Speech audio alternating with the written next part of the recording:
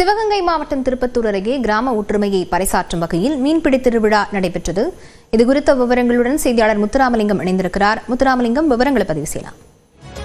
லாவண்யா, சிவகங்கை மாவட்டம் திருப்பத்தூர் அருகே கல்வேல்குறிச்சி கிராமத்தில் இன்றைக்கு மீன்பிடி திருவிழா நடைபெற்றது. அது தமிழகத்திலே செங்கல்பட்டு மாவட்டத்துக்கு அடுத்தபடியாக அதிக கண்மாய்கள் உள்ள மாவட்டமாக சிவகங்கை மாவட்டம் உள்ளது.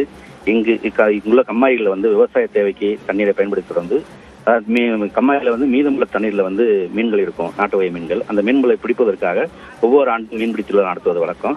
அதைத் தொடர்ந்து இன்று சிவகங்கை மாவட்டம் திருப்பத்தூர் அருகே கல்குச்சி கிராமத்தில் கல்வேல்குறிச்சி கிராமத்தில் அந்த மாவிலி கம்மாயில மீன்பிடிக்க முடிவு செய்து கிராமத்தினர் இன்று மீன்பிடி திருவிழா நடத்தினர்.